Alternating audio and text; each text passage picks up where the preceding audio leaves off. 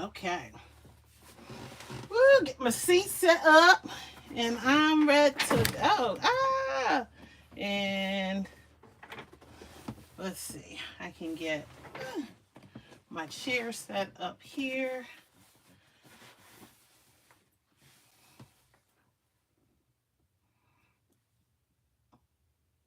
Awesome, awesome, awesome, awesome. Okay, so I think I have this and two. Okay, so that should be set. Okay, so other than the fact that everything is backwards, I think I am good to go. So I'm going to get started and let me share with you what I'm making today. And so, and I'll show this throughout the live just so you can see it. So this is the Silver Star, and it is a quick and easy quilt, or you could use it for a table topper. You could use it as a wall hanging. If this were a quilt as is, this would be a baby quilt. If you were going to use this for a bigger child, then you may need to just add some additional borders around there to make it a little wider or a little bit longer. But currently, right now, this is set up to be this size. Hey, how are you doing? So we're just getting started. So I will go through everything that I have here working on this quilt. This is an easy quilt and there are tons of patterns that look similar to it. So everything that I have today is kind of sort of in the pinkish family. There are some burgundies just because I did want to give it some color contrast. So here are all the colors that I used. 1, 2, 3, 4. These colors are what's going to make up the star. This is the background, and then this is the border. And so if we just look at it again, those pinks that I first showed are for this star. The white will be what is considered the background, and then that deeper burgundy will be this border right here. The colors that are in here are repeated up here. Everything was cut out already in advance because it's just easier to cut things in advance, because I don't really like cutting on live only because I don't pay attention all the time. And since I don't pay attention, I get cuts wrong. And it's important, especially in quilting, that we have great cuts. These are the squares that I'm going to need to make the star. They are pre-ironed and they are pre-starched. There are two different types of starches that I use. So I either use the best press or I use faultless. Either one of these works for what I need it to do. I love the smell of this, but I also love the smell of this as well. So you can get these from local stores like Walmart and places like that. You can get this from like Joann's and Michael's, Hobby Lobby. So there are plenty of places that you can buy starch. And I will set the starch aside because I shouldn't need it that much for this project. What's going to happen for this is that there are a series of half square triangles. And what that means basically is that you're cutting the square in half in a triangle. And we're not doing an easy method, so we're just going to do a traditional method. And so that means that one half will be one color, one half of the square will be the other color. So one color on the diagonal of this triangle will be, in this case, purple. One will be gray. For me, it'll be pink, and then this will be white, or two different pinks, depending on how I set it up. Everything is stacked, and because it's stacked, there are two different ways that you can cut, and you can absolutely cut your fabric if you can stack it up nice and neatly. You can cut them all out at one time, or you can cut them individually. So if I am cutting this individually, I can either use my mat or I can use just the ruler. It depends on your precision of your eye, but I'm just going to go in one corner, take it to the other corner, line my ruler up, and I'm just going to cut that in half. So I now have 2 halves. I need to do that for all of these because all of these will be cut in half. So again, depending, and I like to show it both ways because there are different people who have different methods for how they like to cut things out, and I like to show it both ways so that you can see it. One of the things that I just talked about earlier was the bias. Your fabric usually doesn't have stretch this way, cotton anyway, and it doesn't have stretch this way. However, on the diagonal, there's some stretch, and I really don't want to pull it too much, but there's stretch this way. So this is the bias. So we need to be careful when we're cutting and we're handling the fabric to make sure that we are not stretching that bias, because what it'll do is it will give us waves.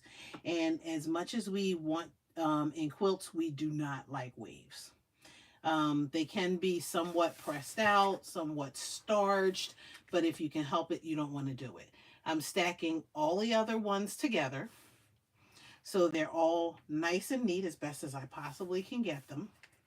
And I'm just using my ruler, and I'm going to go from corner to corner on the diagonal, and then use my rotary cutter to cut them in half.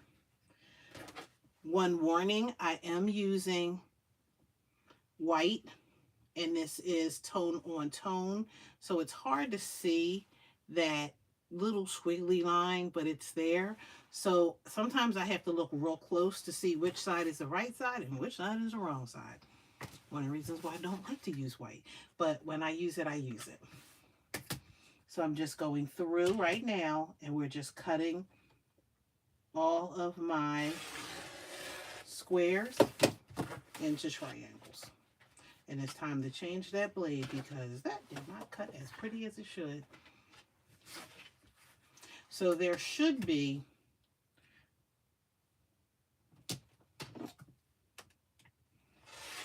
multiple cuts of this because I am using the same color twice.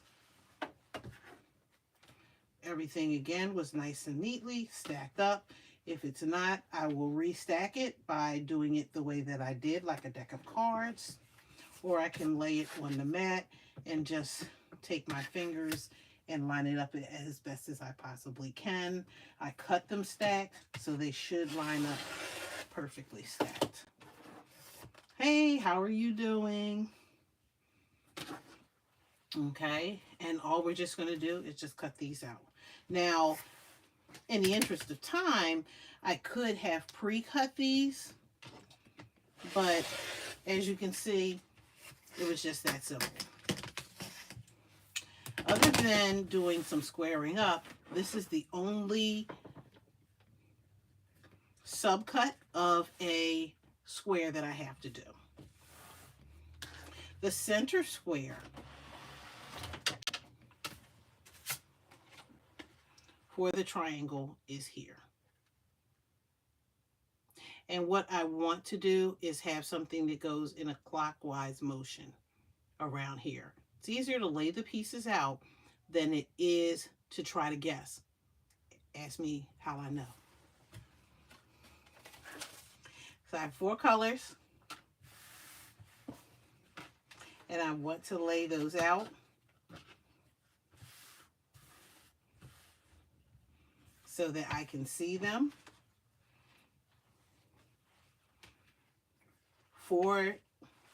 2 are going to go on the inside, and 2 are going to go on the outside. The ones on the outside are going to get matched up with white. These are getting matched up with each other. Okay. And then I'm going to begin that process all over again. So even if I run out of room, it's not a problem because I can just pay attention to what the colors are. just to lay it out. The layout is helping me to figure out what this is going to look like and if I'm laying it out correctly. Because once we get the stitching, there's nothing worse than needing to rip anything out. Ask me how I know, because I am always ripping. Okay, so this is our layout,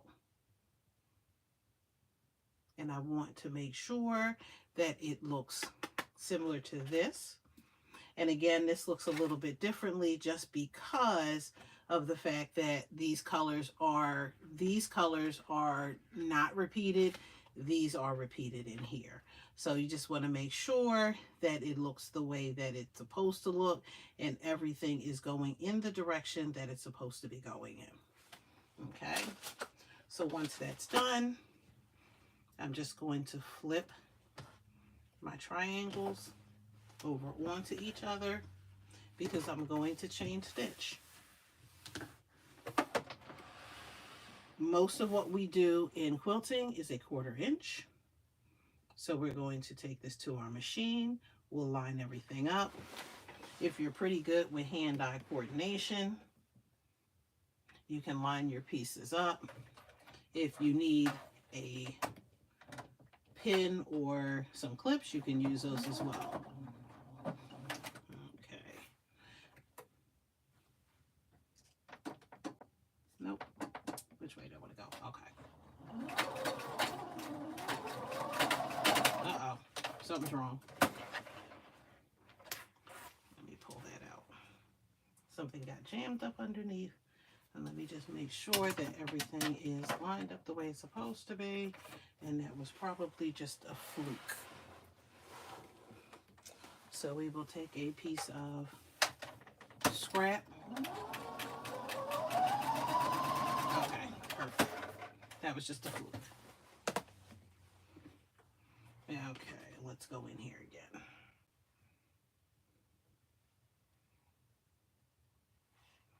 So I'm just lining everything up, back up again. The great thing about me for quilting is that I do use a 1/4 inch foot. So because I'm using a 1/4 inch foot, the edge of my fabric is riding right along that foot. I'm trying hard as I possibly can not to pull my fabric because I am working on the bias. And I don't want it to stretch out of shape. Chain stitching, that means that once one gets finished, I'm going to just go ahead and start the next one. So I'm not worrying about breaking the threads in between each block.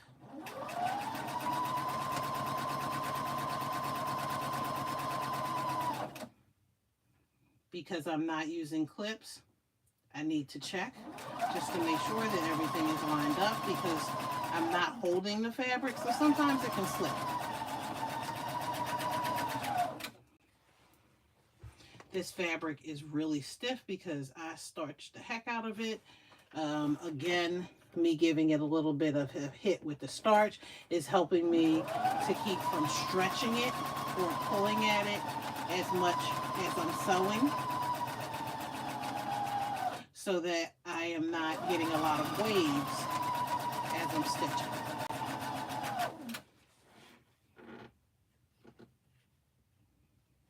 Okay, and then this is the last inner one. There are some free patterns if you look up Baby Star quilts. There are free patterns that you can use. One I think calls for 10-inch blocks. These are not 10-inch blocks. This is a pattern I paid for, so I can't discuss the blocks, the sizes of the blocks, but you can absolutely go on to different websites. You can find out what their sizes are, and the 10-inch will make actually even a bigger quilt than this one makes. So that 10-inch would be perfect, and that lends you to using layer hooks. Okay. So what is going to happen with these is that I'm going to open them up and I'm going to press them. Because the center is done and I want to do this all at one time, I am going to set these aside for a second. And I'm going to work on the outer ones.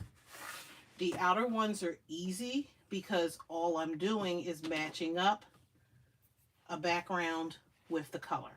So we're doing the same thing that we did with the inner. And so here's a pattern again. So we worked on these. All the pinks had to be together for the center. For these half square triangles, it's a color and then a background. A color and then the background. So all I'm doing is attaching color to the background. This is where it is important for me to make sure that my eyes are not deceiving me and that I am actually seeing that print on the one side, because again, this is tone on tone. So what I don't want to do is sew the wrong side to the right side of the other piece, because then I have to do some ripping. And even though I would say it doesn't look like, you know, sometimes it doesn't matter, sometimes it does. If I did the whole quilt like that, and it was right side to wrong side, and it didn't bother the eye, I might leave it the way that it is because nobody would know. But that's never my luck when I'm doing that. Usually when I'm doing it, I get at least one or two right and one or two wrong, and it's blaring. Now, it wasn't blaring when I was putting them together, but it is clear when, you know, they're all together and then I'm sitting there like, for real? So if I did these the way that I should be able to tell that if this wrong side was facing up, then the next one should have a wrong side facing down. So again, if I pay attention to what I'm doing, I should be able to do this and remember what's what. Usually I get things mixed up, and that's why it's important to pay attention. And it's also important to make sure that you're checking twice, because you don't want to have to get in there and seam rip if you have to. This one should have been facing up. So I'm placing these right sides together, and all we're doing is chain stitching. So I said on the other platform that when you're creating these, the great thing about it is that this is an easier quilt to put together. And it's an easy quilt to put together because you're doing a lot of chain stitching. So there's not a whole lot of thinking involved. There's not a whole lot of matching, a whole lot of seams that have to come together to make these ginormous blocks. It's a bunch of big half square triangles.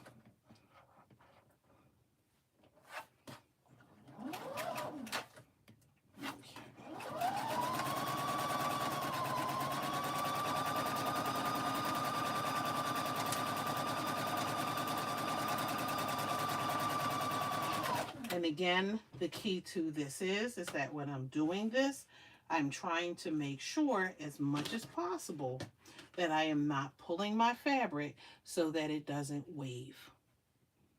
I really want to make sure that I don't have the waves, because it just makes it a lot harder when you're putting all the pieces together and you're seeing those waves and they don't line up as nicely as you want them to, or some of the blocks are now bigger because you stretched them out than other blocks. This also is a tip. The measurements that I use for this are a little bigger than what the measurements called for in the pattern. And the reason why I did that was because it never fails that no matter what I do, I tend to screw something up. So if I go up about, especially with half square triangles, if I go up about 1/8 to 1/4 of an inch bigger than the actual size of the block, when I go to cut it down, I can do what's called squaring it up, and I'll show you what that looks like. But I can square up the blocks, and then they will be the perfect size that I need them to be.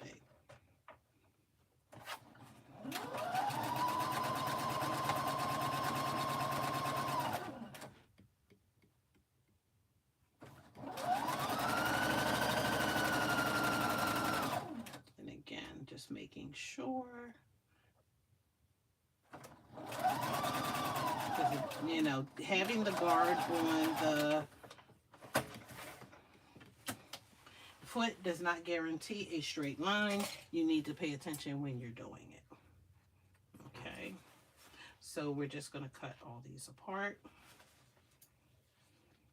So the painful part of this for me is now I need to press these. And in addition to pressing these, I need to square them up. And one is already off center, but I'm hoping and praying that because I did a little extra with it, it should be fine. This is my tried and true. You could tell I've had this for a very long time. This is a June Taylor cut and press. So one side you could actually, you see I don't use it because that's really crummy, but I use one side to cut, and I can use the other side to press. You make a decision how you want your seams to go. They can either, hopefully, go to the darker side. That means they won't shine through as much on, like, let's say the white. If you have to go in that direction, then you do. Or you can press your seams open. Totally up to you which way you go. It is my habit to press the seams open.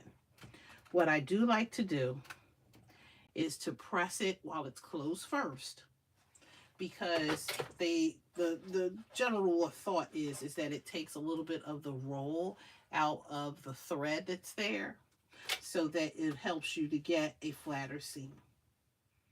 When I'm pressing, I try very hard to press. I really do not want to do a whole lot of ironing because I don't want to distort the shape. And that just means, like, there's only but so much distorting you can do. The problem is that you don't want to, you know, be off a quarter of an inch and then it's wonky because you've stretched the fabric out. So just by applying a little bit of pressure, you can press. The good thing is that once you get them open, when you finish the quilt, you can press the heck out of it. Or iron the heck out of it, I should say. And so that when you iron it, then it really gives you that opportunity to really get those seams down. And then if you need to use a little bit of the starch to help you out. So you could either use starch or you could use water.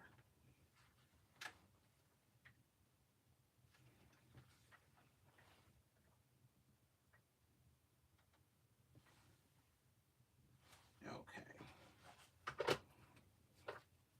And so this is the one thing about making a video versus doing it live, is you get to watch me iron. With the actual video, I get to speed up the process. And because I get to speed up the process, ironing only takes about 30 seconds rather than about, 10 minutes or however long it takes. So I'm just sitting there and pressing out those rolls.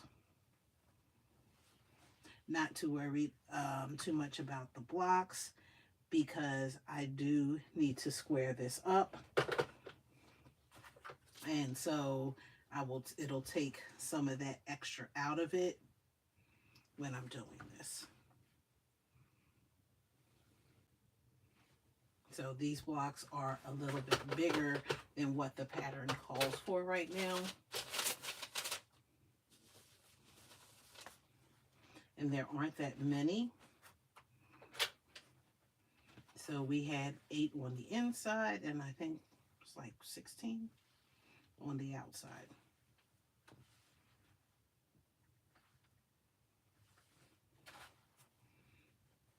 And there's a little bit of mushing, but again, I'm not pushing and mushing all over. So I may mush to get the seam to go in the direction that I want it to go in, but I'm not press, press, move, press, press, iron, press, hold on there, which could distort my fabric.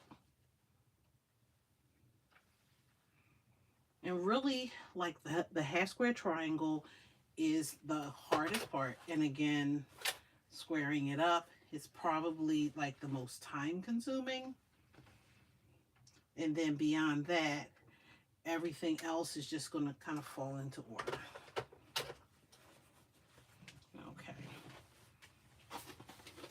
Now, it's always possible that when I look at things, they're not like they're supposed to be. But, you know, we'll see. Okay. My blocks come in a certain size. So I have a lot of rulers. This ruler is, this one's 8.5 square. Depending on the size of your blocks, you could get bigger ones, you could get smaller ones. When you're working with half square triangles, it's best to have a square that has a diagonal, because I'm going to lay the diagonal on the actual half square triangle.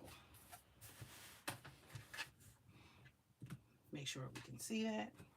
So I'm taking my diagonal and I'm moving it to where it needs to go. The first cut, I'm not worried so much about how it lines up, but let me turn it this way just to make sure that I'm doing this the way that I want to.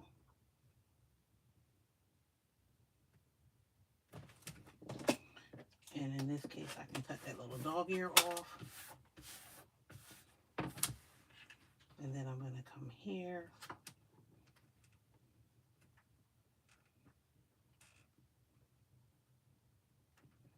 Make sure everything is lined up nice and neatly.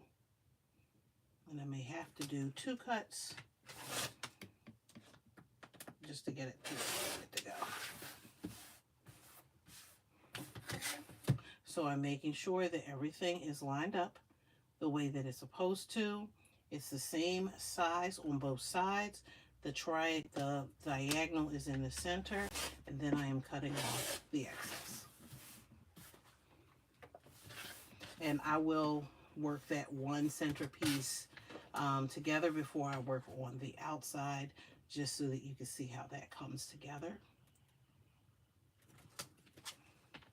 And again, this is the great part because you can size this down rather than not having enough and then being stuck. So I'm just lining up everything the way that it needs to go, checking my measurements. The rule of thumb is to check the measurements twice, cut once. Because you can't cut twice if you unless you mess up big. Usually if you don't mess up big, we mess up small. My diagonal line goes right on the diagonal of this. I'm cutting out that extra. Scraps off to the side. This point that I just cut, this edge is going down in this corner. I'm lining up everything to the exact measurement that it calls for. And then I'm cutting off the excess. Okay. I'm going to save those scraps.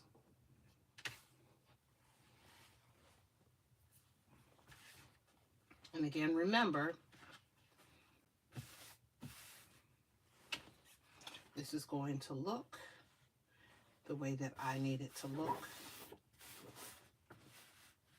And I decided that I wanted to have light pink, light pink, light dark, light dark, light dark. Okay, so it looks like that.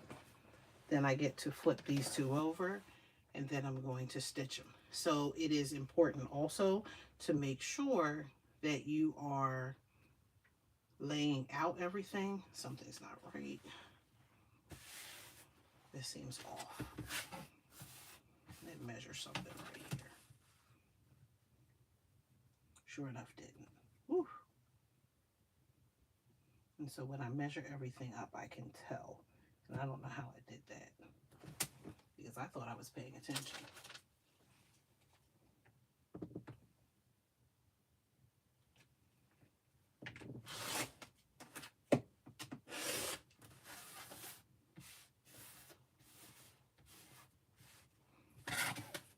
If everything lines up the way that it's supposed to,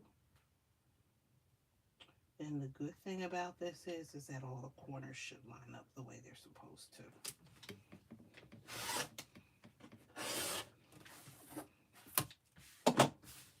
And this is going to be a little off, I can tell. But that's okay, because I'm going to make it work. Okay, so when I line these two up, now they're straight. But because I took it out of order, and I am going to chain stitch this, I do want to make sure that I didn't mess up the order. So I'm going to open these back up for a second, just to make sure that I didn't lose my mind. And of course I did. Okay. Nope. Light, dark, light, dark. Light.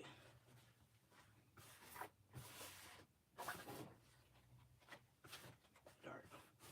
Okay. Now flip this back over again. And we're going to come in.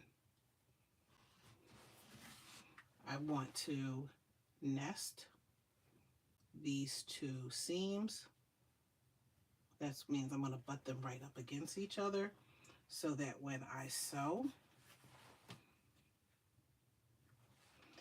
you see I keep doing this to myself, right? So that when I sew, that's the hard thing about me doing something online and then paying attention to what I'm doing. Okay, I did that right. So I want to start up in this corner. And I'm going to sew this. They say one thing about real time is that you get to see the real time. And you get to see the mistakes, the struggles, that nobody's perfect. I did a little back tack there. I am going to hold this. I'm no longer on the bias. So I can just hold it just a little bit. I don't want to stretch it out still, because I don't want it to, you know, distort. But at the same time, I just want to make sure that everything lines up the way it's supposed to. I'm going to take these, I butt these corners up that are right here. Again, making sure those seams are connecting.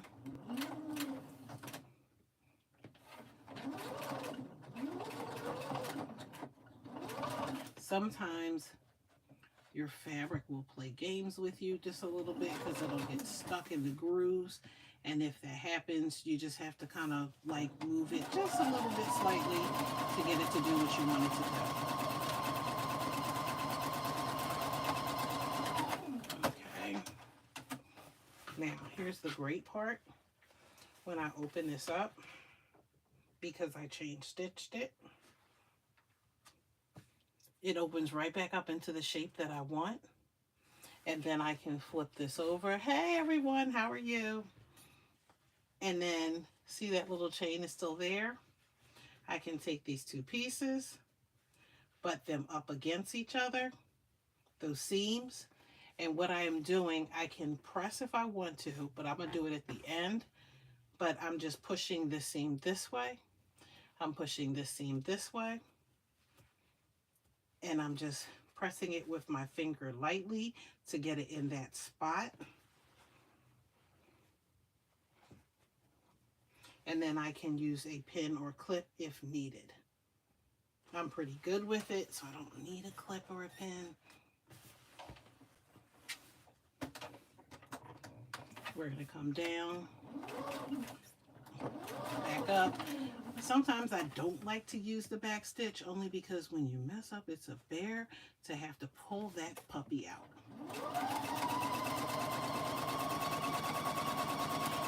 Whenever you're working with half square triangles, squaring up those triangles is key. It really helps to make sure that all of the blocks are the same size. It really helps to make sure that those seams are nesting. And like I said, when you get to this part, because there's a lot of bulk, you may have to just work your needle a little bit and that foot just to get everything underneath of it and to make sure it just continues to lay flat. I'm not doing a lot of pulling, even though I'm holding those together, because I don't want to distort the shape. Okay. If I did this correctly, and there's a lot of bulk in here, but if I did this correctly, then all those points should meet up in the center. Keyword is if. My seams are all laying flat here, but what I can do, I can snip that little thread that I chained before, and you can kind of play with your inside with that little seam to kind of mush out, because there's a lot of seams with that half square triangle that are all meeting right here. So what happens is it causes this like bump, if you will, that's coming up here. And I can press this down with my iron just to kind of get that out, but just so you know, it's there. And so I can play with those a little bit to get them out, but just know it's there. So I can again press, and I probably didn't pop that iron up to nice heat. So since this one went this way, I want this one to go this way.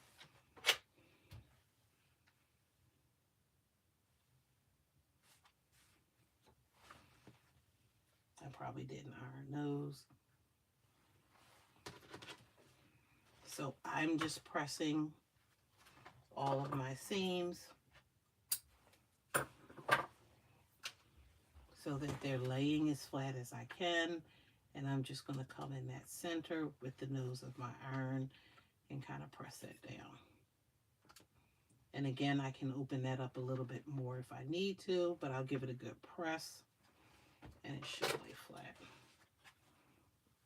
Okay. So this is the first part of this. Now we do have to square up the other triangles. And then these triangles are going to come out here.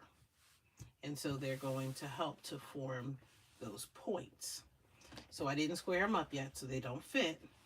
But when they do fit, you can start to see how the star is going to be formed. If I want to, what I'm going to do is square up, and then I'll add them to each side. And then I have corners that I need to add, and I'll show you how to do those. And then basically the whole inside of the star will be finished. So again, we're going to square these up. I know what the measurements are that I need in order for this to work. I want this diagonal.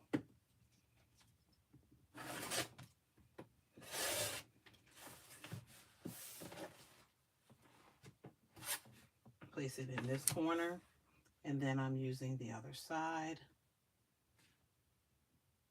to line everything up and cut off the excess. Okay, so I have 1, 2, and then we'll do 1, 2. And again, I'm measuring with my eye to make sure that everything lines up the way it's supposed to. You'll see that corner is cornering.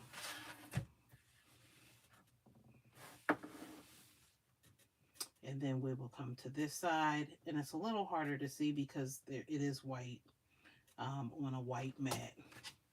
But I am making sure that everything lines up to the measurements that it's supposed to be.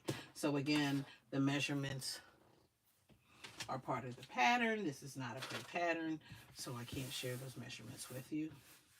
These two are going to go together like this, but again, we're going to make sure that they're in the right order.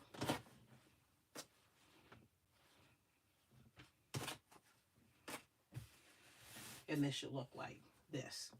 So your points are going out and the background is in the center. So we're going to put these two together and then sew them to this.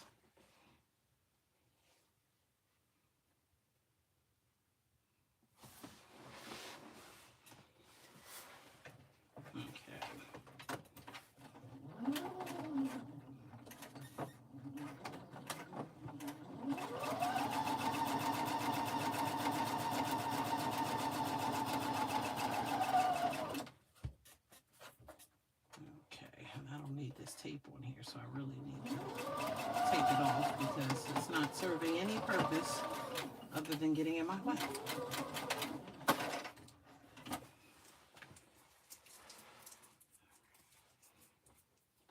Okay.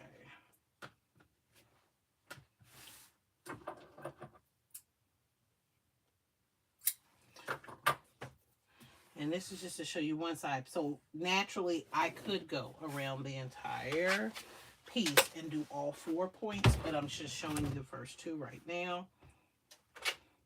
It doesn't matter what side we press the white because both whites meet in the middle. So you can press it open to reduce the bulk if that's what you choose to do, or you can press it to one side. For me personally, sometimes I like it being on both sides, so that way you see equal white on both sides. Okay. So it gives that like chevron look, right?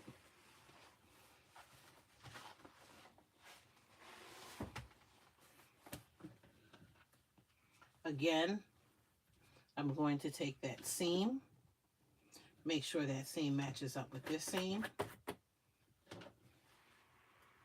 I can use a pin if I need to, or a clip, and I take it to my machine, and now I'm going to stitch.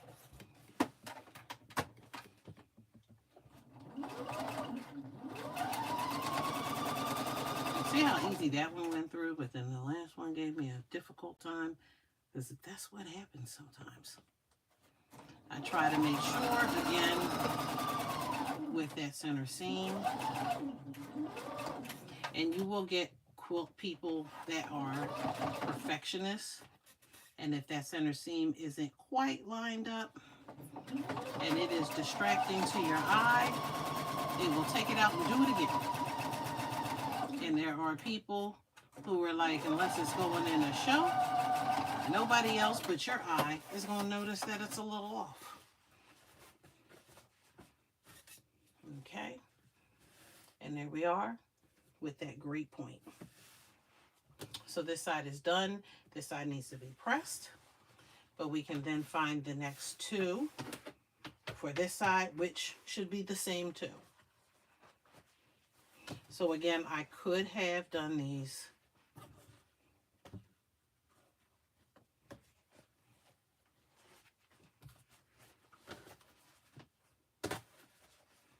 whites in the middle. So I could have done each side and then attached them, but I'm doing the opposite sides because I need to do something a little bit different when I get to the tops and the bottoms. So again, I'm going to make sure that everything is in the center, that I have everything lined up the way that I need it to go. Cut off that excess. Sometimes when you're not paying attention, you got to just go in and pop off a corner and then come around on this side. Making sure that my measurements are right. Again, it's important and it's key. Take your time. You are not in a rush to get this done. If you rush, 9 times out of 10, you might make a mistake. Sometimes you get lucky, But again, if it bothers your eye that things don't line up the way that you need it to line up, it is just that much more important to make sure that you are taking your time and doing it right. So even though I made a deal with myself, right, I said this shouldn't take more than 2 hours to make this top. I am not going to rush the process to make it happen in under 2 hours and mess this up. Because I don't like throwing away fabric. Quilting fabric is expensive, and we don't like to waste our money because my kids make me work hard for my money. And since and that's my students. So my students, they like to drive me bananas some days. And because they like to drive me bananas, I earn every dollar I make. Okay?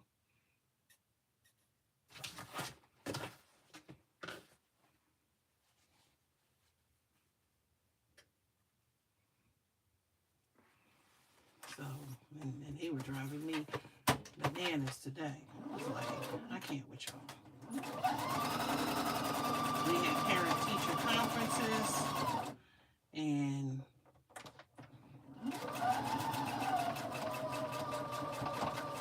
these little bugaboos was trying us. They were trying their parents. They were trying us. It was like, yeah, we're not doing this. Okay. The great thing is that I have a border that's going around the whole entire thing. And then I have two, a top and a bottom, that just are requiring about, I think it's 8 on top and 8 on the bottom. And then, bam, it's like it's done. And the great thing about a small quilt is that when you go to quilt it, because it's small, you can absolutely do it on your domestic machine. When I will do a quilt absolutely on my domestic that is bigger than this, I have done it, but it's a beast to get it done that way. And so it's just so much more convenient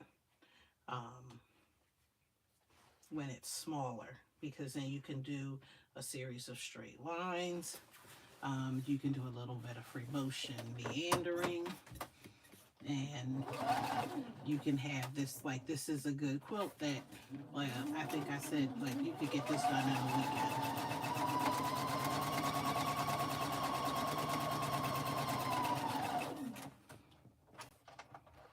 Okay, I did put a pin in here just to help myself with my hand-eye coordination. And I just have the machine at an awkward space so that I can work and film at the same time.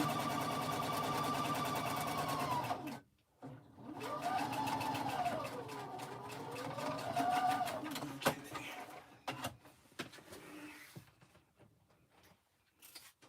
Oh, good. My iron is set and ready to go. At 4:48, so I'm making wonderful time. Okay, and again, I'm just giving it a press.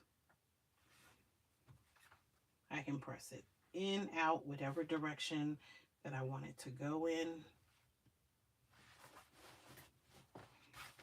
Then come in on the other side and give it a good press down. Sometimes you'll have the extra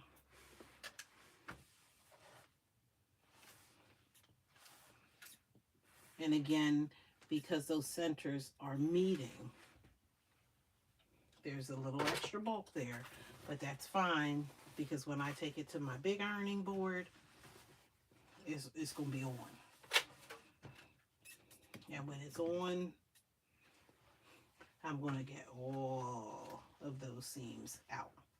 And I'm going to push down as much of that, those center bulky areas as I possibly can get them to go. Hey, how are you? Okay. So far we have the beginning of that star. We have what could be the sides, or we could have the tops done. So now we have the 4 squares here. So there are 4. 2 of them are going to be done the same way, with the white in here, the squares out here, but then we're going to add 2 corner squares on the edges. So we have 4 squares that we need to do. Burgundy is on my right, pink is on my left. I am going to square everything up to make sure it's nice and even.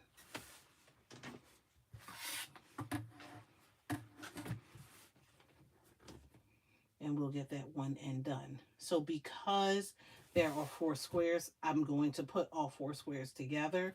It doesn't make sense to put 2 together and try to sew them because it's not going to be pretty.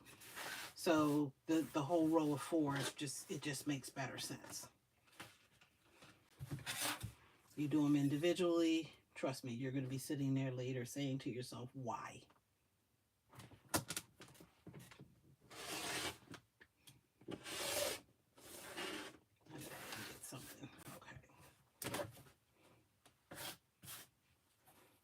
So that's 1 pink.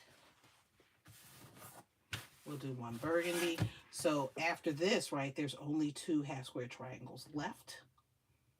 And then we have our borders. So my little prediction about that hour and a half, 2 hours may actually come to life. But again, I'm not going to rush myself in this process. And even if, like, I needed this gift, let's say tomorrow. And so that means I got to pull an all-nighter. If I needed it tomorrow, I don't.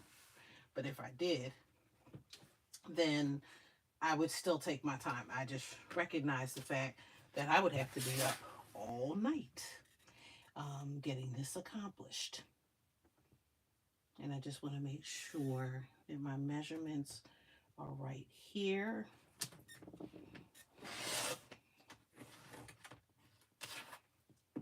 So these squares end up, these are squares that are different size from the squares that I made the half square triangles out of, because these are going on the edges of these.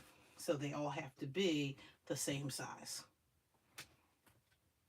Okay, our white is in the center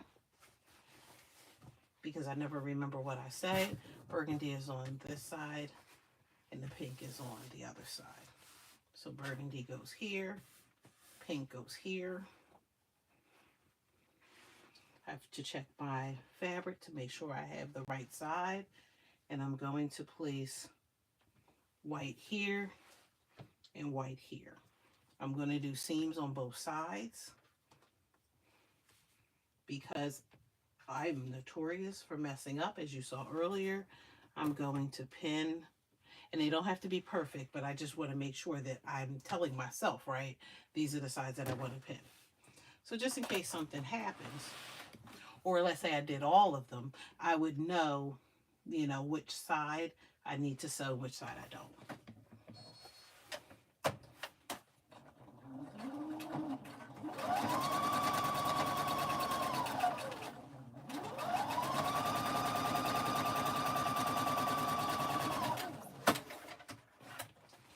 So that's 1. The pin is just there as a reminder, so I can take it out. And again, you could use pins, you can use clips. One would argue one way or the other. Me personally, I don't care, because for years there were no clips. So all we had were pins. And so I use whatever's comfortable to me at the time, number 1, and number 2, whatever I can find.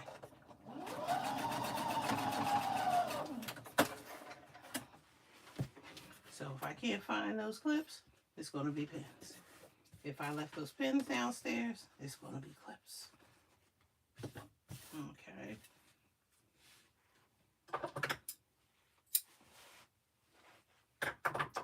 I won't talk about the fact that the snips are right up there, but this goes together like this. And they're not being sewn over anything, so right now I'm not as concerned with if I'm even pressing like I wasn't concerned before, but I'm not as concerned with pressing those rows just yet. I can press all at one time.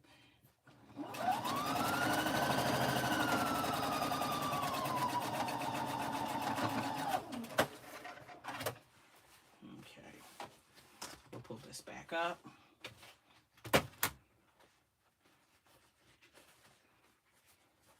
Turn this over. I can press to the white side if I so choose. I can press toward the dark side. Because of the centers, you're going to see seams anyway, so it's not going to matter. There are some cases where you won't see them because you'll just continue to press to the dark, and because of that, it's better to press to the dark than it is to the light, but sometimes it's unavoidable. When it's unavoidable, you do what you do. Okay. Ooh, nice and crisp. And let's go. And you'll notice that sometimes I just will let that iron sit, right? I don't want to burn my fabric. I don't want to yellow the fabric with the iron, but sometimes just allowing it to sit on the seam for a couple seconds will allow me to get a better crease. Okay, I do want to pull up a couple pins. And the reason I'm going to pull up a couple pins here is because I have a couple different seams that I need to match up. And I want to make sure that they match up nice and neatly. So we're going to take these and we're going to match them. Seam to seam. So I'll take the first two seams. I'll place these together. And I either use a clip or a pin. And my clips, like I can see them, but it's too much right for me to reach for them. So I'm just taking those seams, making sure that they line up, and I'm placing a pin. I'm taking those seams, making sure they line up, and if I've squared this up the way that I'm supposed to, and the blocks are all the right size, these absolutely should line up with no problem. I like using my 1/4 inch foot because it almost guarantees me a 1/4 inch. And so that means that the block should all be the same size, the seams should all be the same size. And there's that word, should.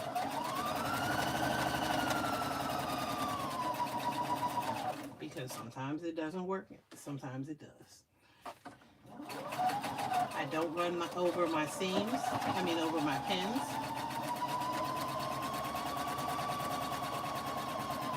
So I'm trying to get as close as I can.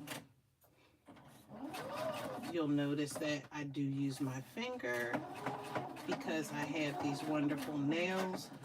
I can use my nail, or you could use like a purple thing or a space or some kind of pointy object to kind of help get that under there if you need it to.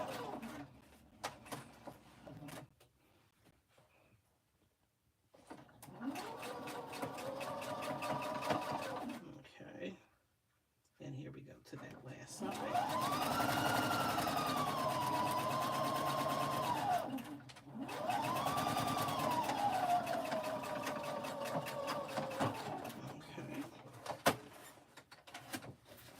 Yes, Jennifer. Yes, yes. Okay. And here we go so far. So that triangle up top is formed, and we just have the bottom to go.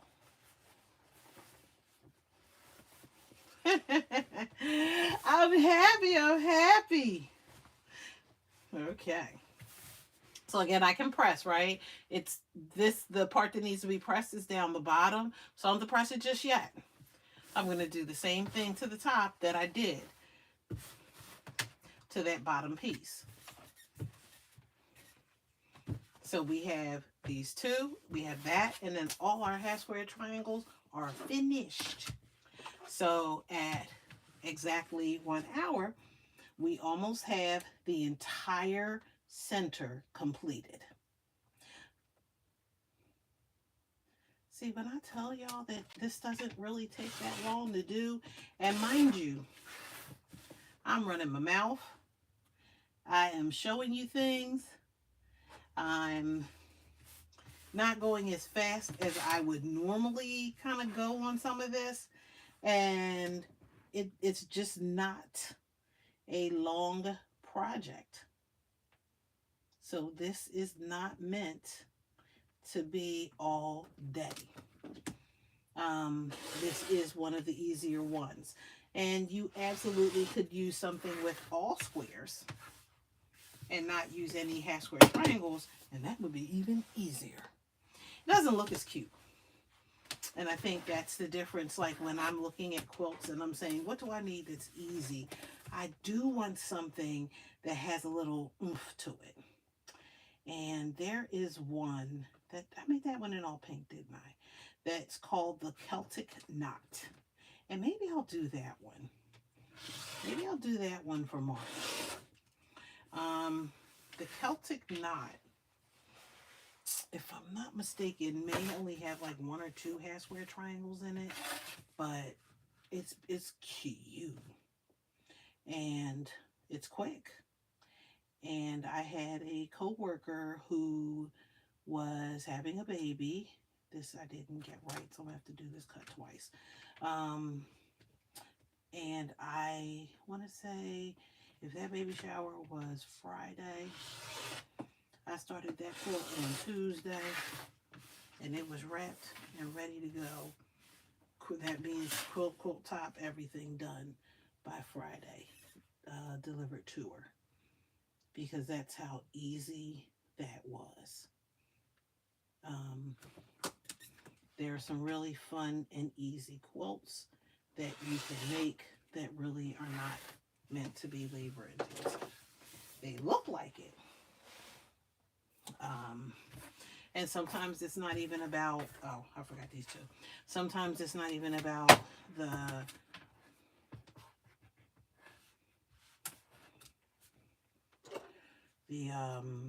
design of the quilt. Sometimes it's all about the fabric.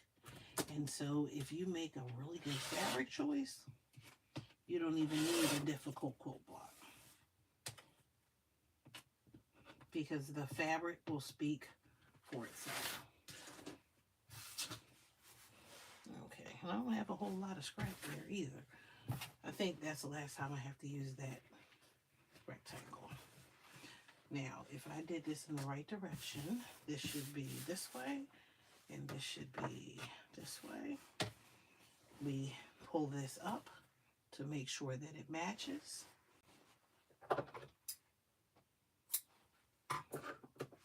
We're going to take our fabric, and again, because it's tonal, depending on where you're coming in the video, I just like to repeat myself. And I'm going to make sure that the print side is down. I place a pin to remind myself. I'm looking here again, and like in certain light, you can see that tone on there. It's like almost like an off-white on a white, and you don't really see it on this side. So that's the print itself. And it's tone on tone. It gives it a sense of movement without just being a bland white piece of fabric or a blue piece of fabric or green. So you want, like, if you're using something, they call them sometimes blenders. They will be a color that reads like it is, right? And so what that means is that it, like, the dominant color is white, and there may be some other colors in it, but because the other colors are subtle, like maybe a black or a gray or something like that, it reads like it's white or reads like it's black, but it has other colors in it. But because that dominant color is black, you know, you can get away with using it like it's black, even though it may not be. And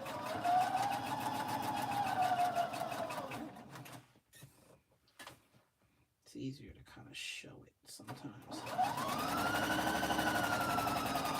Because if you look at like all the colors that are in there, there may be other colors.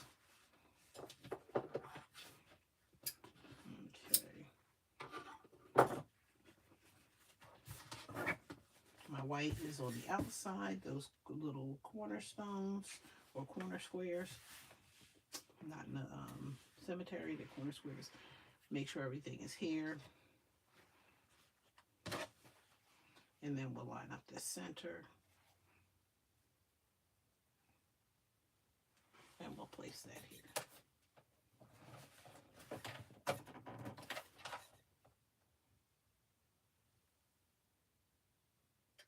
No problem. There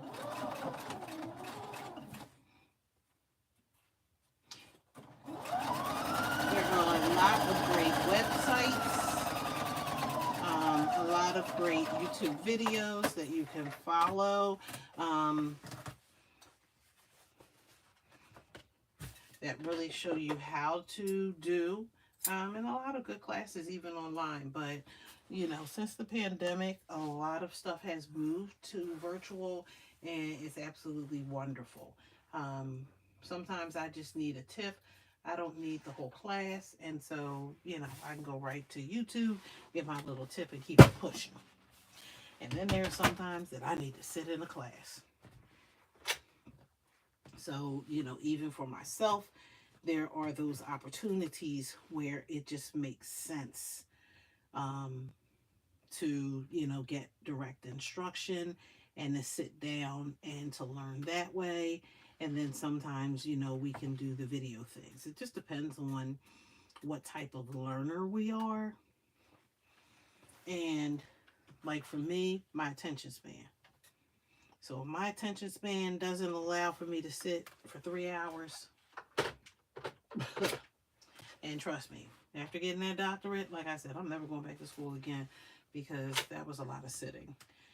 The good thing is that there was a virtual component to it, so we did spend some time at home, online. You worked when you needed to, versus sitting in a class for 4 hours a week in somebody's class. Okay, so here again, if I didn't show this before, this is what that top part looks like. So remember, we did the centers on the sides, just the two colors with the white, or what they're calling the background, in the center. For the edges, because we now have 4 pieces to go across, we had to add these 2 corner squares. And that's what's going to round that square. That's what's going to round this star out for me. So this is the last edge of this. And then we are going to add the binding, not the binding, the borders all the way around the star, because that's what it calls for. Now, I will say this. You bought the pattern, but the pattern doesn't dictate what you want the final quilt to look like. You can make some modifications. And so while you have to figure out measurements and things like that, you can see a vision with a pattern, buy the pattern, and then make it work for your vision. And like, you know, Jennifer, you put down the pattern and then you look for it and you go, where did you put the pattern? Okay. So we'll have to think about what I did when I dropped the pattern in a minute. But for the star, what I mean by this is that This is going to finish at 32. This is going to finish at about 36 by 42. And that may be too small for what I want this for. If it is, I can add additional borders. I can make this border wider. I can make these blocks go all the way around. So I'm not married to this final look. I can make it look any way that I want to fit the need. So if this is too small at 36 by 42, I could extend these out. So if I added, let's say 4 inches to this on either side, I've now added 8 inches. This is 4 and 4. And so 4 and 4 with that 8, let me see, 36 is this way, 42 is this way. So now I have 50, almost 50 inches tall. Same way here, 4 and 4, if this is 36, it's almost 44. So I can then do that. I could also add another border around it. So you can make that as big as you want to by changing the widths of the borders.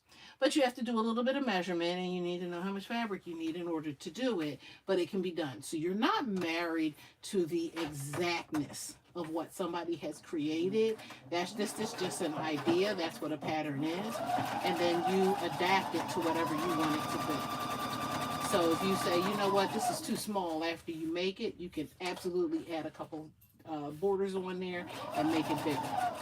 So you could have border number 1. You could have border number 2. You could have border number 3.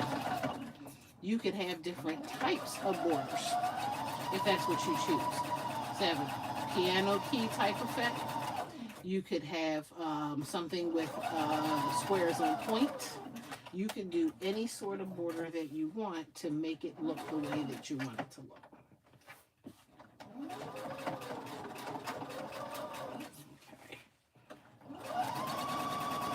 I made sure that my bobbin was wound, fresh, and I have a lot of bobbin left. So we are not going to be playing bobbin chicken so far. And we shouldn't be with a small quilt. A bigger quilt, maybe. This small quilt, I should not.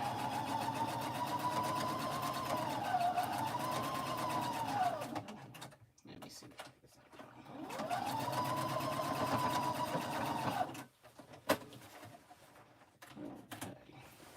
Okay. Here we go. I gotta turn my leg a little bit. Okay. So the inside of this now looks like this. So this is my pink on the inside. Let me slide this back for a second so you can get a better look at that. And that's the star. So this is just the base of what we're doing, and then we're going to add some things to it to dress it up. But again, you would make a decision. So this is like where I stop you and I say, think about what it is that you want to do at this point to add on to make it bigger. I'm not going to do it. I'm following the pattern. But I'm just letting you know at that point, if you choose, you can absolutely make this bigger by changing the border. You don't have to add the borders that they have. You can change it to just be a single border or have another border in a border. So it is totally up to you what you want it to look like. Sometimes we're trying to get rid of our stash. Some of us don't get rid of our stash as well as others. And when we're trying to get rid of that stash, we may find out, oh, I don't have that. What do I do? What do I do? And then you may say, well, you know what? But I do have this. Let me just go ahead and change the border. Your quilt and the person, unless somebody went to the store with you, or they went in the store without you and talked to the person in the store who told them what to buy, 9 times out of 10, them people that you're making a quilt for have no idea what that quilt is supposed to look like. And if you are a creative, then 9 times out of 10, you're telling the people, I'm not making the exact thing because I don't make replicas. I'm an artist. That's a good line. And I'm going to make this like, um, and I'm going to let, creativity guide me. So I'm going to use your colorway. I'm going to use your suggestions. Let's talk about what this looks like and how we could change it to suit your need. So, I mean, you get away with a whole bunch of stuff for, artistic creativity. And again, those people won't have to know that it was supposed to look a certain way. Okay. So everything is pressed. And again, I will give it a really good press when I get it to my bigger iron. But right now, this is going to work for what I need it to work for. One good thing in here, you'll see that my point doesn't go all the way to the edge. Remember, we use a 1/4 inch seam. So what's going to happen is when I attach that border to this end, when that goes away, you're left with a point. If this point were to go all the way up to the corner, when I add the border, you get a point that looks like this.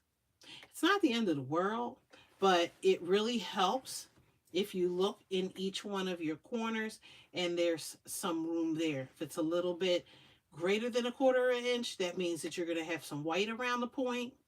If it's a little less than a 1/4 inch, it's going to cut off some of that point. So just know that that can happen. And again, if you don't like it, you need to fix it. Is the person who is going to get the quilt from you going to know the difference? No.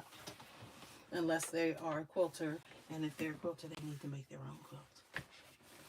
Okay. If your measurements are right, you can use your border now and then just border this. 9 times out of 10, my measurements aren't right. So I will take it to my cutting mat and I will measure it to see how wide it is. And this is measuring right now at 27.5 inches.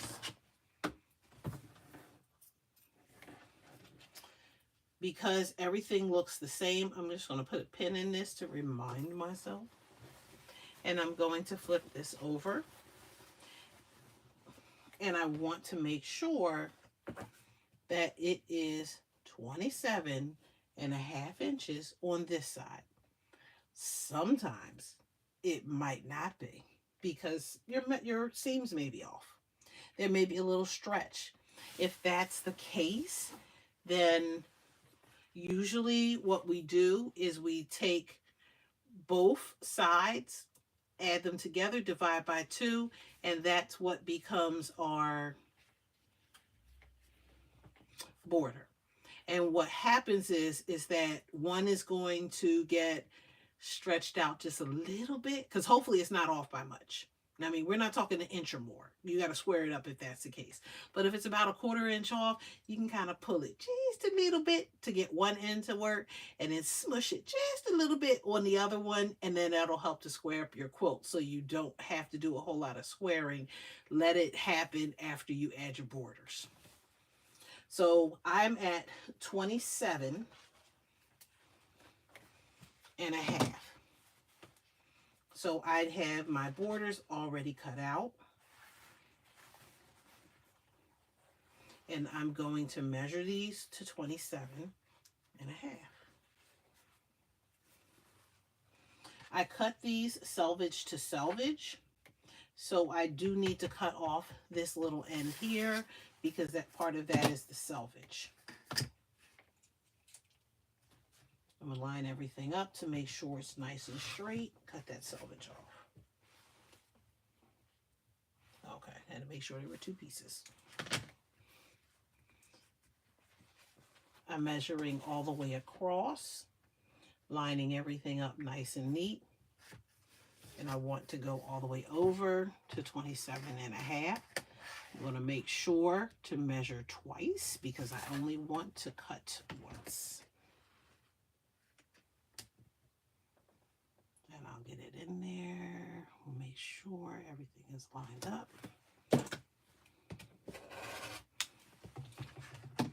Jennifer don't use pins. Nope, Jennifer doesn't use pins. But there are times when Jennifer will use pins or clips. Right now the pins are available, so Jennifer's using, like Jennifer's going to use pins. Okay, I put that pin up top, so this is the one edge that I know I need to work with. I measured 27. That doesn't mean that I did anything right. So I am going to take both pieces, both sides with that piece, and I'm going to measure it to make sure that it works. Yay, I did a good job. And I can pin here.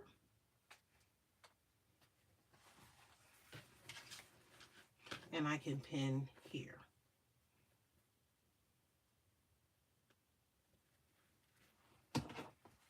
Okay. Now, if I were smart, I would have finger pressed a center, but it's not that big of a deal with this because this fits on the table. But if it didn't fit on the table, I should finger press a point just so I would have a center point, and then I could pin it. But like I said, this isn't really big, so I can pin it and it'll be fine. I am pinning this. Oh, that pin is bent. That's got to go in the medicine jar. I am pinning it at the seams so that it will hold right where it needs to hold. So I do have quite a few pins in just to make sure everything is nice and straight. I will turn this around on this side.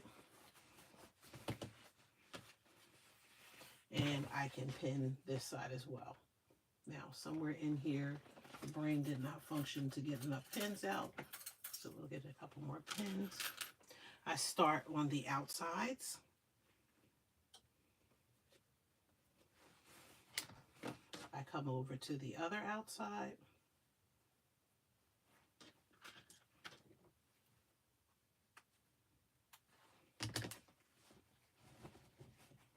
Make sure everything is nice and tight, flat. I'm making sure that I get the seam. And I'm making sure that my seams are flat, because sometimes they have a tendency to want to go in their own wrong direction, and I don't necessarily want that. Sometimes it doesn't matter, sometimes it does. Okay. Okay. So I have them on the top and the bottom. You'll notice that I'm always working top, bottom, top, bottom. So we're doing opposites. You can't do one side because the measurements are going to change if you do a top and a side. So you have to do top and bottom and then side, side. Take my pins out. I will need those.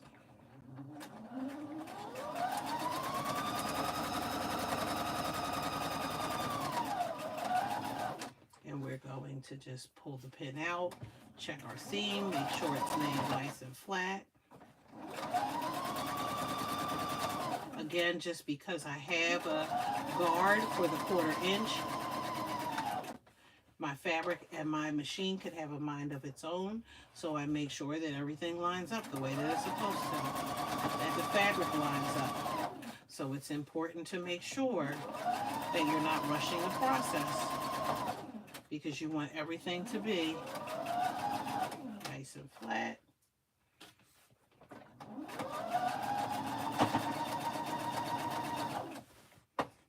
And nice and straight.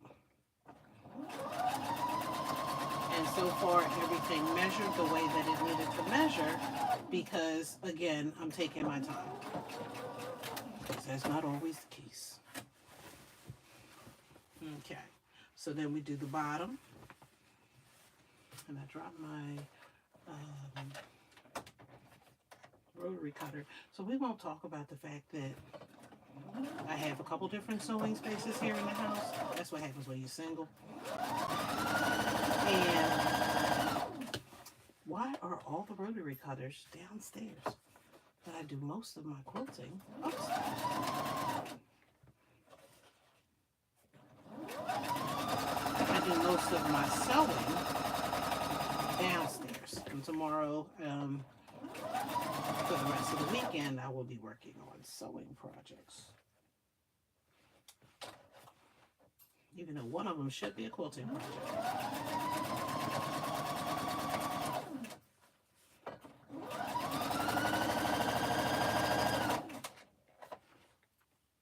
Woo! So we're not playing bobbin chicken, but right now we are playing almost out of thread, top thread chicken. But I'm not far, but I need to pay attention. Okay. So let's see how well we did. So here's that first corner. Look how great that point looks. Here's that second one. So those points, that 1/4 inch, takes it right up to where it needs to be done. And this doesn't mean that just because I'm showing you this, that I'm perfect. Because sometimes it doesn't work. But in this case, it did. You could see it's a little off right there. But again, that's me being picky more than most people looking at it and saying, yeah, Jen, you're right, that is off. Okay. So, question is, what do we do now? We do the same thing that we did before. We're going to take this. We're going to measure this using our mat. And remember, we were at 27.5. This one has to be longer because we added 2 borders. And depending on the size of the border, it then changes the width or the length. So I'm paying attention to what that is. And because this is a small quilt, I don't have to piece these together. That's beautiful because these are going to be long enough.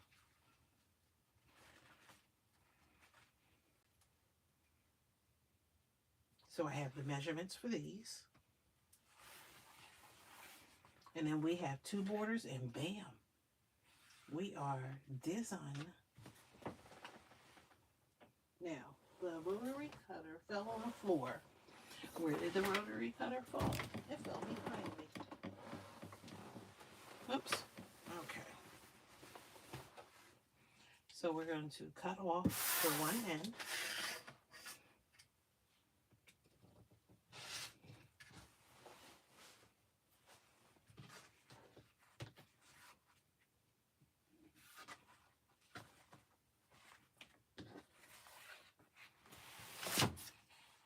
We're going to come all the way down. And this is a long, it's not long, but it's long enough. Okay. All the way down. And we're going to take that because we can cut it this way. And we're going to just cut it straight across. Because why not be lazy and do it the lazy way? Do I need this rotary cutter anymore? Okay. So right now, the only things that we have left are these after we do the 2 sides, and then we're done. And this is easy. Now, of course, we need a backing, a binding, a backing, a batting in order to quilt it. And then we need the binding to finish it off. But we're not doing that tonight. So, for the most part, everything is done. Now, this is a little short.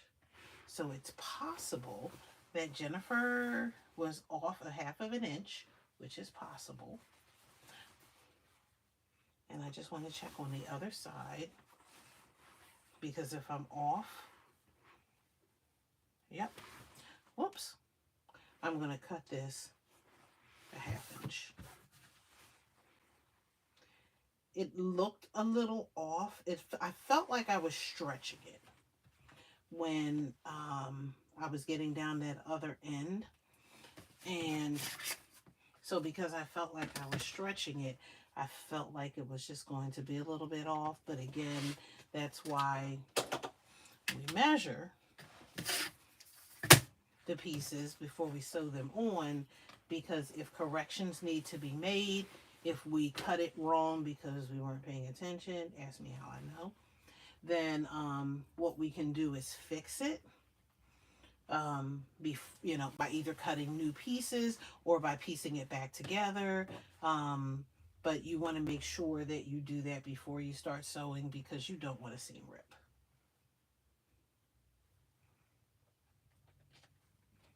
And again, you ask me how I know, because I am the queen of seam ripping. Okay, we'll pull that out. Now that's nice and flat. My brother must still be out. I sent him, I didn't even check to see. I sent him a quilt in the mail for his son. And for some reason in New York, they deliver stuff at 9 o'clock at night. Because I know I sent it U.S. Postal Service. And so I'm thinking it should come at like 12 o'clock in the afternoon.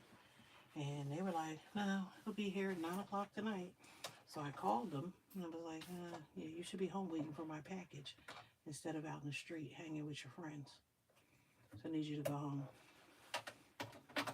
They didn't mean anything. It's not like he did what I asked him to do, but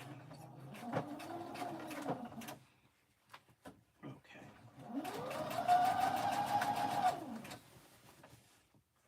But I finished the train quilt, and I want to post a picture. But I don't want to post a picture until he sees it. Not like he's on social media. But Mama, it'll be the one time. Now he does get on Insta more than he gets on anything else, but still. I was like, me posting it before somebody gets something in their hands is not necessarily the best thing. So I prefer that he gets it and then I can brag on what I did afterwards.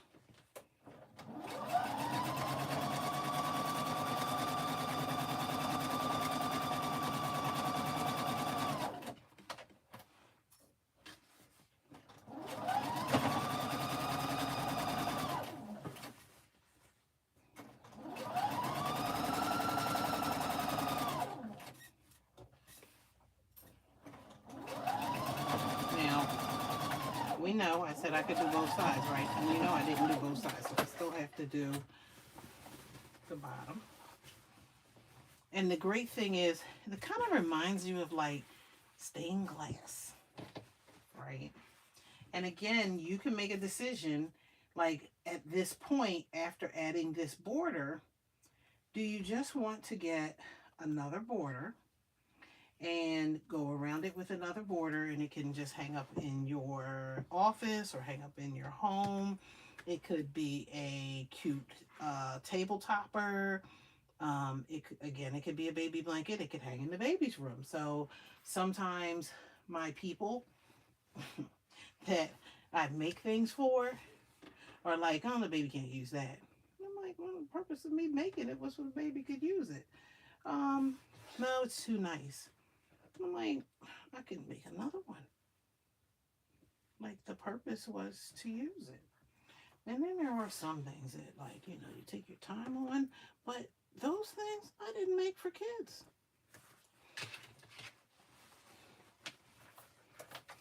So if I didn't make it to use as art, then let the kid use it.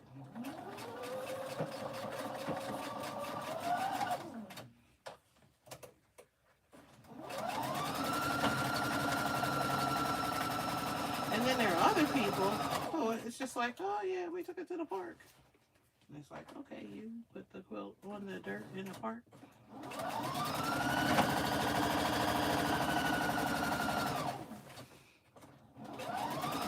So sometimes I wonder you know, when it comes to some people, like how they choose to use something, and then other people, I wonder, like, what are you thinking? What are you thinking?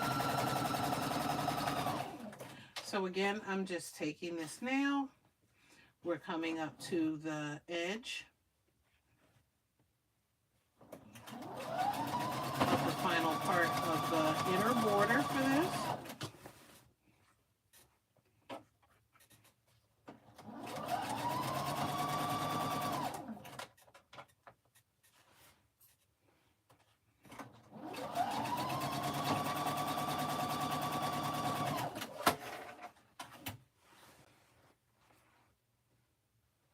Did I? Okay. I know I had scissors around here somewhere. Let me crank up my iron.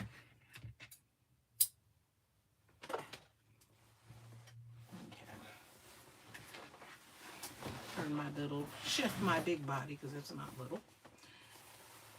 So with the exception of pressing,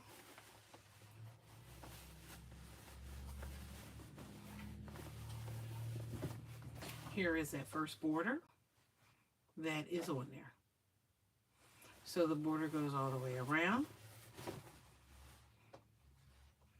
and that border is on, and it just needs to be pressed. Then once that border is pressed, we're going to go on to the last part, which is to add the 2 top borders, and then we're done. Now those top borders are pieced, so it's going to take, well, let me say about, hey Shim, this is going to take about maybe 5 minutes. Well, let me not lie. It might take 10 minutes to make those borders, but that's about it. It shouldn't take long to put those together because we're going to piece them puppies together like it's nobody's business. Don't ask the question either. Just don't ask it. All I know is I will be ready by 3 o'clock. I have everything. I'm good to go. Yeah. I'll be ready. The Taskmaster has given out an assignment that I am about 2 weeks behind doing. I said, let me act like I know. So this is quick and easy, and then I will be ready for you. And I, already said that I'll be working on garments. So I have 3 garments that are going to take priority over quilts.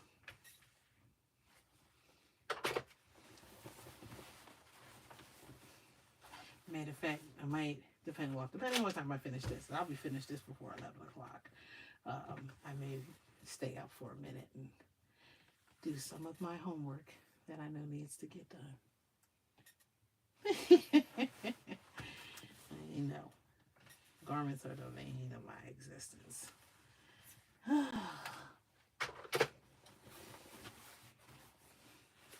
Okay. So, just going around the entire thing. I have already kind of full pressed the seams to the outside, so they naturally fell that way, and that's how I am pressing them. So the seams here are automatically going up, and of course to the dark, right? This star, it doesn't matter how you look at it, it's going to be the same regardless. So it doesn't matter what you really decide as the top and the bottom, you make that decision. But let's set this aside. Your top and bottom borders, so if we come back to this, are right here. So you have your top and your bottom borders, and notice all they did was, this is yellow, green, blue, purple, orange. And then in the opposite direction, yellow, green, purple, orange, blue, orange, right? That's it. There are 2, 4, 6, 8, right? So there are 8. That means that there are 2 each of these. And they repeat themselves. Okay. So I'm picking my order. I do like light, dark, light, dark, light, dark. So or dark light, dark light. So all I'm doing right now is just laying it out in the order that I want it to go in. And again, these are a little stiff, even though these didn't have to be, because I didn't have to cut them on the bias. But because I was already using starch, I just went ahead and used the starch for everything. So I had to knock the wrinkles out, and I wanted to make sure that when I was cutting on the bias that it wasn't doing a whole bunch of stuff that it shouldn't have been doing. And so yeah, everything is in the order that it's supposed to be in. So I'm going to, in my mind, think about what this is going to look like, because I'm going to chain stitch it. So I can have these turn over on each other. I just have to remember that it's dark light, dark light, dark light. And I just need to make sure that I'm turning the right pieces over onto the right pieces. So now I have 8 sets that are all going to get sewn together. Once those 8 sets are sewn together, I'll sew 4 sets together. And then I will sew those 4 sets together to make 8. So that's why I said this is really quick. Let me move this up just a little bit.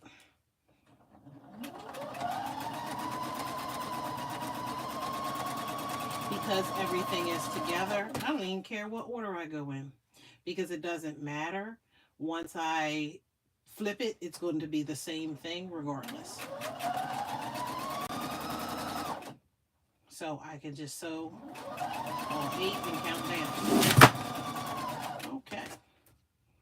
I didn't know what that was, but and because I'm not using the white on white, I don't have to worry about which side is which side.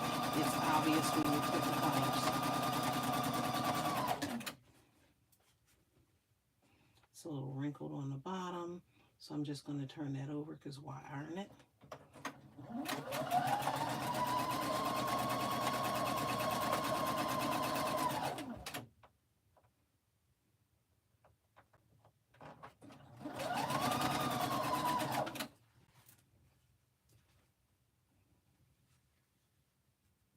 And all I'm doing is just making sure that those ends meet. And just chain stitching it. You'll notice sometimes when people, certain things, if you want to keep them straight, you use your backhand. But I don't have to do that because there's not much fabric to hold on to. So I don't want to do a whole lot of unnecessary pulling. Okay. See, not paying attention, right? So, I mean, again, you catch it by paying attention, and then you sew. I'm not going to jinx myself by saying something about what I haven't done. Okay. I've been doing really well. And again, I probably could have finished this in an hour. Maybe I'll do another one.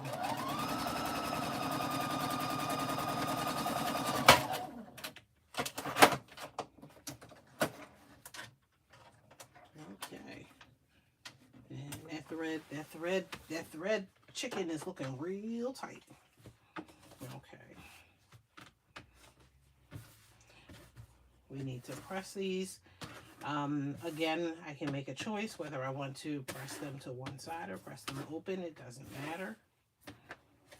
It doesn't matter if you flip back and forth. It's totally up to you. You just want to make sure you're reducing the bulk. Like, that's the important part. Okay. Press over top. And I'm going to press to the dark.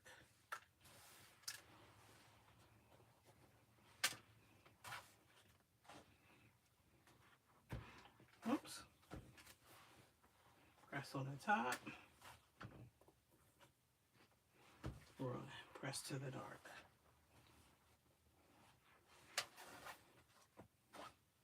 Press on top.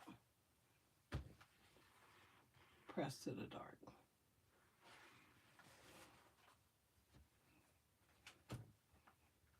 I get too many messages. I'm getting messages and I'm like, ooh, what does that say? Press to the dark.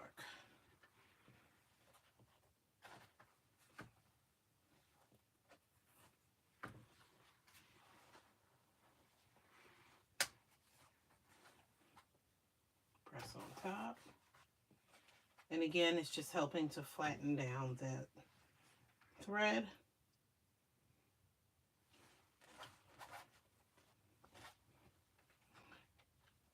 And we said about 10 minutes, right? So, but this is how quick this part is just kind of coming together.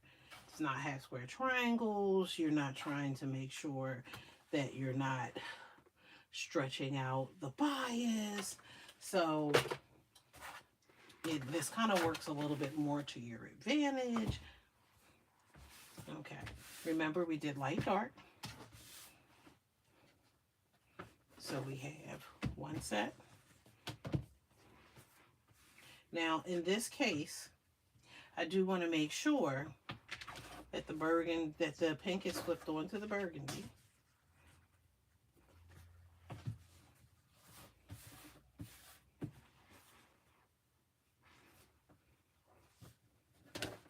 Because I do want them all to go in the same direction.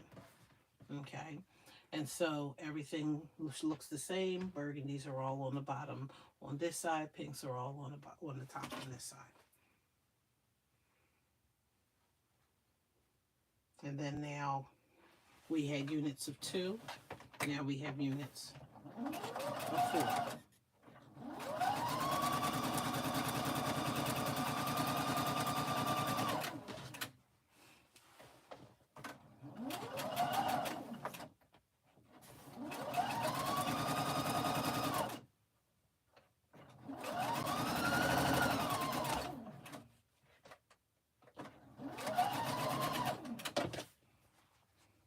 And then now once you finish this, you'll have units of 8. And units of 8 is where we stop.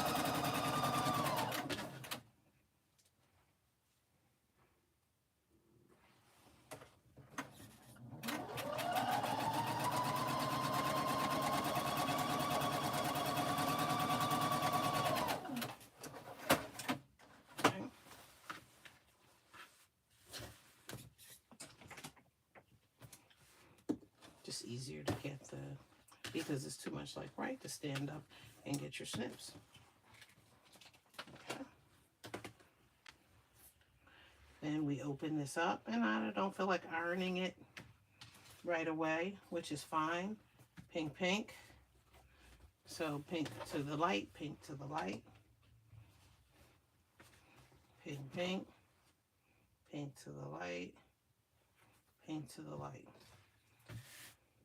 And then I can iron this right after I do this one.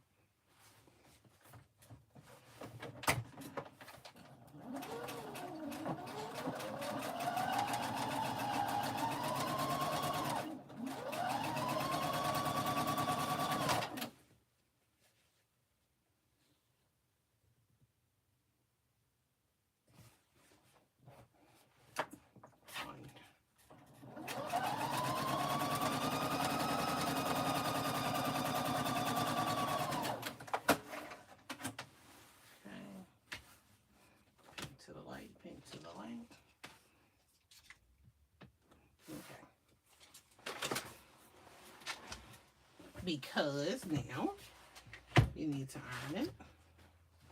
We're going to iron it.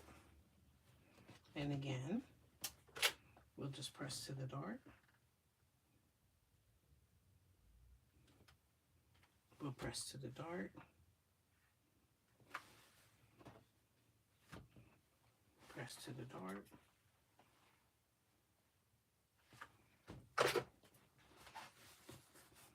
And we have unit, a couple little strays that we'll get off a little bit later. We'll press the other one. And again, personal preference. Where is...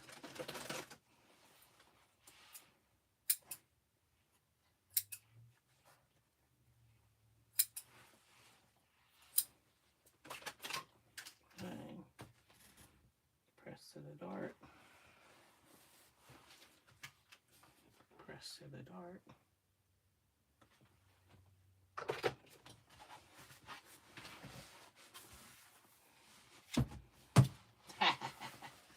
Okay, I'm gonna be under my. I hit my 2 hours.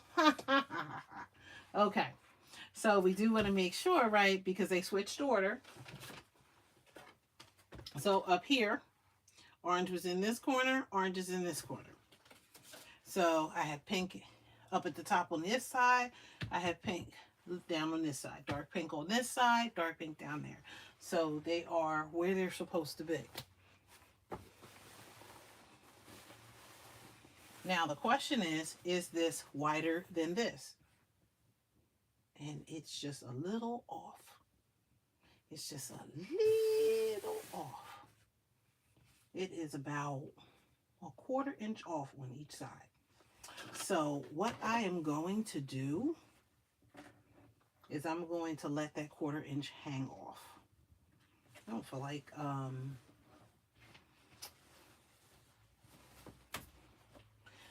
feel like cutting it off right now. I can cut it off at the end. So it's a 1/4 inch just about on each side. It's not even going to be noticeable.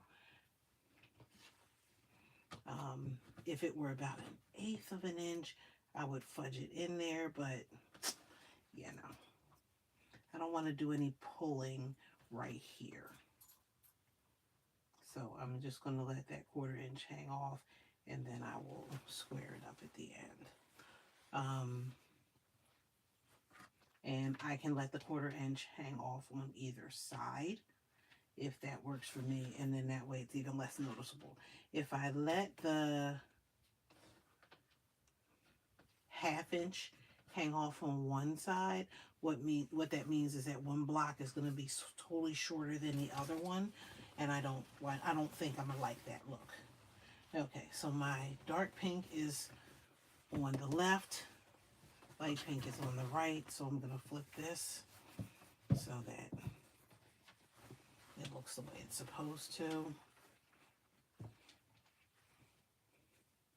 And I'm just going to line these up in the center.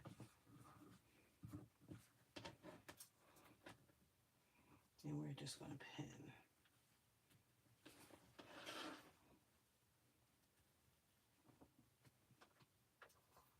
Okay. And then we'll do this end.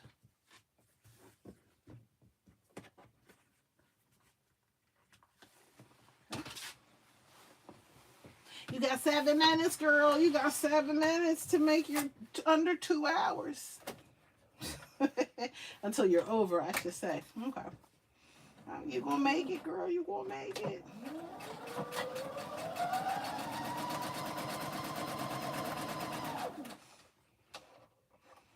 Now, we're gonna play thread chicken, too. Because I think that I'm not going to run out of thread. I have more, but you know, you got to live dangerously in these sewing streets.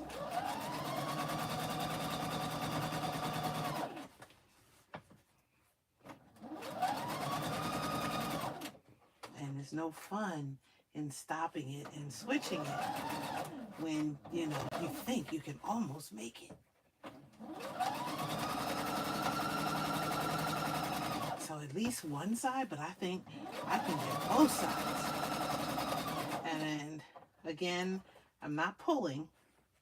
I'm just holding my fabric and letting the machine do the work. That's what I paid the big bucks for the machine. It was for the machine to do the work, not for Jennifer to have to pull or push.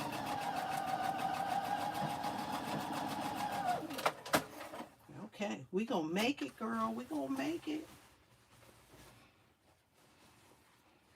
So I am going to win the red chicken. I think. There's jury's still out.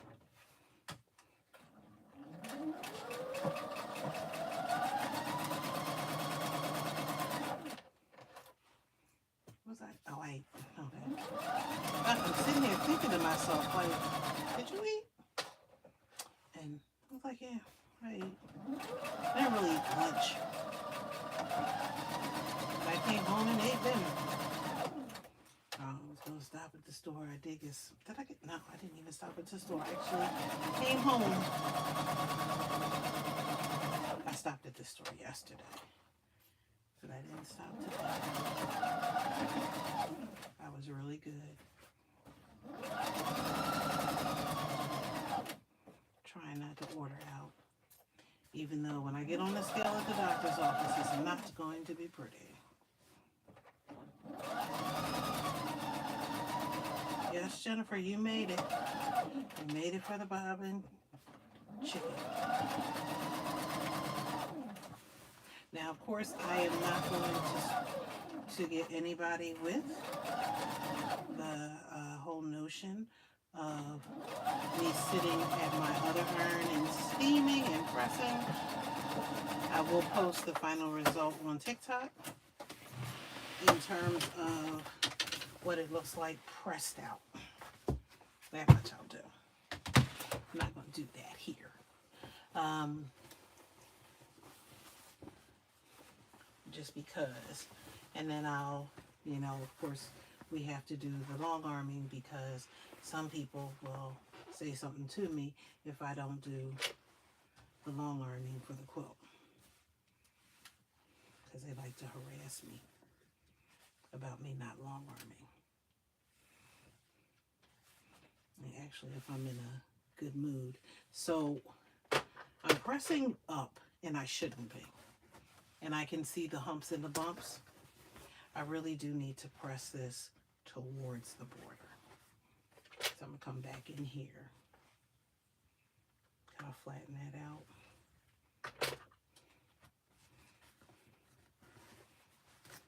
And that's just because I'm pushing the seam back on the seam.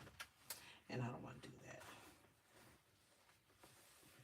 So in my mind, I was pressing away from the binding, but I'll see less humps and bumps by pressing it towards the binding.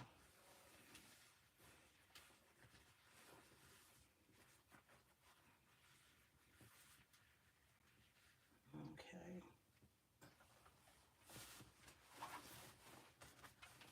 And then we'll, like I said, this needs to be squared up. And what I mean by squared up is I'll take this and I will cut this off. But if this is the end, I can quilt this because it's no big deal and then square it up at the end. So that's not even going to bother anything. Again, personal choice. Just a tip, if you are getting somebody else to long arm this, or if you want to practice your stitches, this last border that we put on is pieced. So over time, if you didn't reinforce the edges, it's going to start to come apart. So what I would suggest is just take a thin stitch and run it across here about 1/8 of an inch, and it'll hold these in place. And if you get your long armor to do it, usually the long armor will suggest you do that.